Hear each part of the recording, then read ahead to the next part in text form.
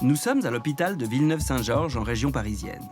Christophe Vigneault a contracté il y a quelques années une infection à la jambe à la suite d'une opération. Il a été traité avec de puissants antibiotiques, mais le germe est toujours présent. Et aujourd'hui, très handicapé, il risque l'amputation. Bonjour docteur. Bonjour monsieur.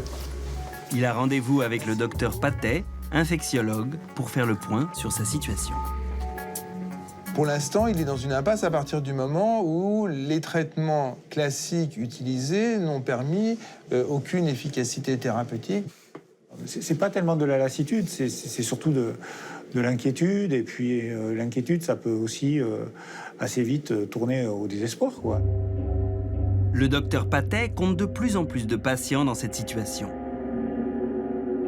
Face à des bactéries toujours plus résistantes, parfois, les antibiotiques n'ont plus aucune efficacité. Alors, comme Christophe Vigneault, de nombreux patients se retrouvent dans une impasse thérapeutique et n'ont d'autre choix que d'attendre une solution miracle pour éviter l'amputation. C'est difficile parce qu'on est complètement impuissant, qu'on n'arrive pas à trouver une solution. Quand on vous propose une amputation, surtout quand vous vous battez pour sauver votre jambe depuis des années et des années. Pourtant, une solution existe. Le docteur Patet se bat depuis des années pour réhabiliter ce traitement alternatif. Il consiste à utiliser des virus spécifiques pour tuer les bactéries responsables de l'infection. Car certains virus nous rendent malades, mais d'autres, au contraire, peuvent nous soigner. Les bactériophages, qu'on appelle communément les phages, sont des virus qui se servent des bactéries pour se multiplier à grande vitesse. En se multipliant, ils les tuent, les bactéries. Ainsi, l'infection est soignée. À chaque espèce de bactérie correspond une famille de bactériophages qui les mangent, ces petites bactéries. Elles peuvent réussir là où les antibiotiques les plus puissants ont échoué.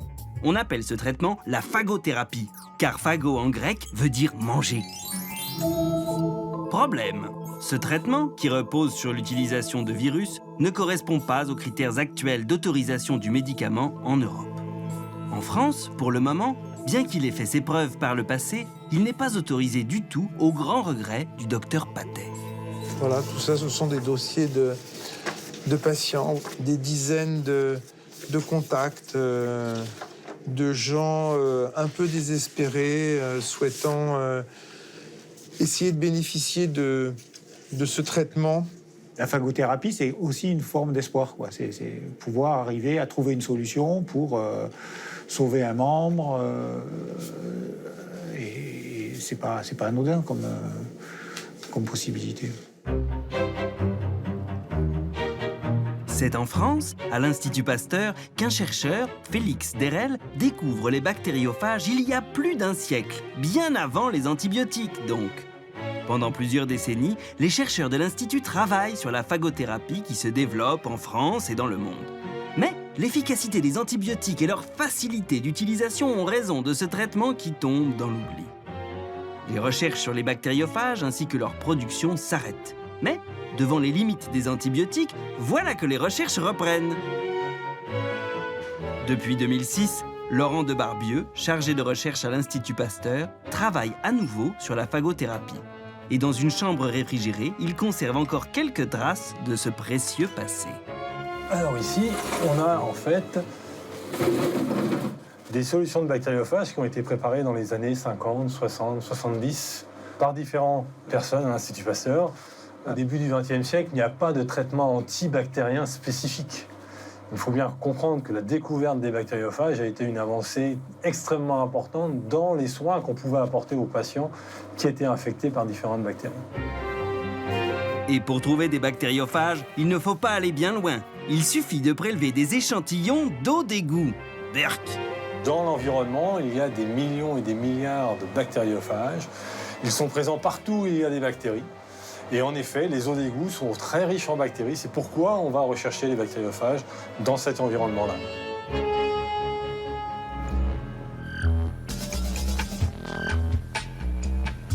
Le meilleur moyen de voir l'action des bactériophages est de cultiver des germes sur une boîte de pétri.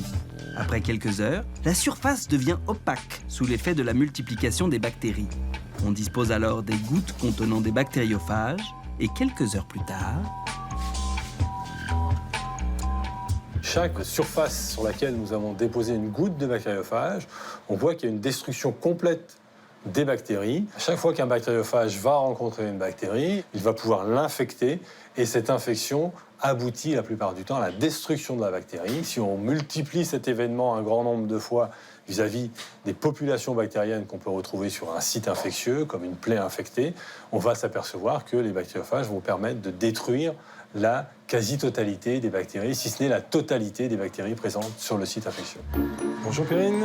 Bonjour Laurent. Voilà les échantillons. Merci. Mais alors à quoi ressemblent ces étonnants virus qui ont le pouvoir de soigner les infections? Pour faire leur connaissance, il faut un microscope électronique. On y insère un tapis de cellules humaines infectées et en zoomant dans la matière, on découvre au cœur des tissus des bactéries en forme de bâtonnets et à leur surface, de petits points blancs. Ce sont des bactériophages. Bonjour. Ici, là, d'autres ici, qui sont accrochés à la surface des bactéries. Les bactériophages sont en train de prendre le contrôle de la bactérie et de s'y multiplier. Il leur suffit de quelques dizaines de minutes pour la faire exploser. Elle largue alors tout autour d'elle une multitude de nouveaux bactériophages. Dans les conditions optimales au laboratoire, il suffit de quelques heures à peine pour que les bactériophages détruisent la totalité des bactéries. Il est évident que face au problème de la résistance aux antibiotiques, ce type d'approche thérapeutique offre une lueur d'espoir aux patients qui sont dans l'impasse thérapeutique par manque de nouveaux antibiotiques. Un espoir qui passe d'abord par la reconnaissance de la phagothérapie comme traitement.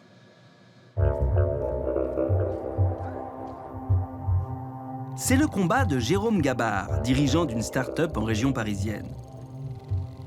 La tâche est difficile, car depuis l'époque où la phagothérapie était encore utilisée, la réglementation a profondément changé. Pour être homologué, le traitement doit aujourd'hui respecter les critères très stricts de qualité, de sécurité et d'efficacité du médicament. Et le problème, c'est que la phagothérapie n'est pas un traitement habituel. Jusqu'à présent, les produits qui ont été utilisés pour traiter les infections bactériennes sont des antibiotiques, ce sont des petites molécules chimiques. Donc le cadre réglementaire est prévu pour des produits inertes. Nous, on arrive avec des traitements biologiques vivants. Et le cadre réglementaire n'est pas prévu pour ça. Et donc aujourd'hui, on est en train de faire en quelque sorte la route, entre guillemets, pour établir ces règles avec les agences de médicaments. Dans ces laboratoires, on met au point ce qui sera peut-être le traitement de demain. Pour y entrer, il faut respecter des règles de sécurité très strictes, car on teste ici des bactériophages sur des souches de bactéries particulièrement résistantes. Tous les phages ne s'attaquant pas aux mêmes espèces de bactéries, il faut identifier leurs spécificités pour sélectionner les plus performants. Ces milliers de bactériophages conservés dans un congélateur serviront à élaborer des cocktails capables de vaincre les bactéries les plus coriaces, comme le staphylocoque doré ou l'Escherichia coli. Toutes ces démarches, pour donner à la phagothérapie le statut de traitement, sont longues. Et certains patients en impasse thérapeutique ne peuvent plus attendre. Il ne leur reste alors qu'une solution, se faire soigner dans l'un des quelques pays au monde où la phagothérapie est encore autorisée. C'est ce qu'a fait Serge Fortuna. Cet homme, qui vit près d'Avignon, a lutté pendant 37 ans contre une infection qu'il a contractée à la suite d'un accident de moto. En 2012, il n'avait d'autre solution que l'amputation et il était totalement désespéré. C'était la première fois de ma vie où je voulais plus avancer, quoi. Je voulais mourir. C'est alors qu'il apprend dans les médias l'existence de la phagothérapie et découvre qu'il peut se faire soigner en Géorgie. Et là, j'ai vraiment pris la décision de partir là-bas. Donc pour moi, c'était un espoir. C'était vraiment un espoir. Je me suis dit, pourquoi pas moi? Serge Fortuna s'envole alors pour Tbilissi, la capitale géorgienne, où il se fait soigner dans un centre local utilisant la phagothérapie. Il s'équipe d'une petite caméra pour filmer les médecins qui le soignent. Là, le docteur est en train de me nettoyer la plaie, de me faire des prélèvements. Et là, on voit l'infirmière qui vient de me mettre une gaz. On voit sur ces images l'application d'une compresse imbibée de bactériophages sur sa plaie infectée.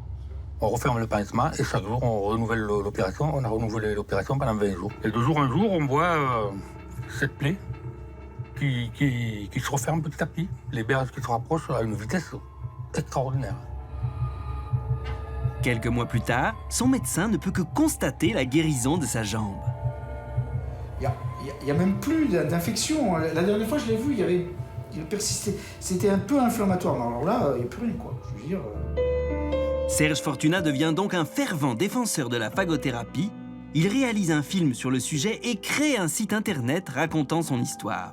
Il conseille les gens qui souhaitent bénéficier de ce traitement de la dernière chance qui, tout frais compris, revient à environ 5 000 €.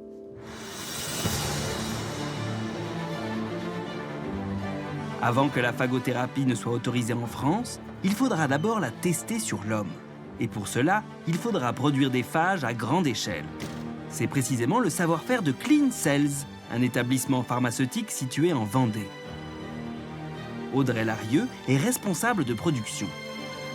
Elle nous fait découvrir le processus de fabrication innovant de ce traitement qui sera prochainement testé sur l'homme. Elle commence par prendre dans un congélateur une souche de bactériophages. C'est bon, Alicia, on va pouvoir commencer la phase de production. Il faut multiplier de manière maîtrisée et contrôler cet échantillon de bactériophages. Pour cela, il est mélangé à des bactéries. Puis, on le laisse se développer dans un incubateur qui crée des conditions favorables au développement des phages. Après 17 heures de culture à 37 degrés Celsius sous agitation, je récupère ma phase de production. Alors, on a à peu près 1 milliard de bactéries et 1000 milliards de phages. Tous issus de la même souche de bactériophages. 1000 milliards de phages identiques. Chacune des 14 sortes de phages du cocktail est ainsi produite séparément avant d'être finalement assemblée. Reste à remplir un à un les 600 flacons contenant chacun plusieurs bactériophages. Donc ce flacon, il est prêt à partir vers les centres hospitaliers pour la réalisation de l'essai clinique. Il contient 1 millilitre du mélange de bactériophages. Nous sommes à l'hôpital Percy, à Clamart. C'est ici que dans quelques mois devrait commencer le premier essai clinique de grande ampleur sur la phagothérapie. Nous retrouvons Jérôme Gabard, qui a rendez-vous avec le docteur Patrick Jo, coordinateur du projet. C'est l'entreprise de Jérôme Gabard qui a créé les 2 traitements de bactériophages qui doivent être testés sur l'homme après l'avoir été avec succès sur les animaux. Ça n'a jamais été fait. Et jamais avec des standards cliniques et des standards de production qu'on a mis en place dans le projet Phagoburn. On met fin à une part de frustration qui était de se retrouver devant des échecs thérapeutiques. Les traitements à base de phages seront alors appliqués sur des grands brûlés très touchés par les infections. Il y a tout lieu de penser qu'on va aller vers quelque chose de particulièrement performant et qui va venir soit en plus, soit en alternative aux antibiotiques à moyen terme. L'autorisation de mise sur le marché de ce nouveau médicament n'interviendra pas avant plusieurs années. Certains patients pourront toutefois demander une autorisation temporaire d'utilisation étudiée au cas par cas par les autorités du médicament dès que les tests auront montré son efficacité. Si certains virus peuvent être nos amis, eh bien figurez-vous que certaines bactéries aussi. Sur arte.tv/futurmag, nous partons à la rencontre des 2 kilos de microbes qui peuplent notre corps, dans un zoo unique au monde, le zoo Micropia à Amsterdam. Préparez-vous à une plongée incroyable dans ce monde mystérieux et invisible où les virus et les bactéries ont remplacé girafes et éléphants.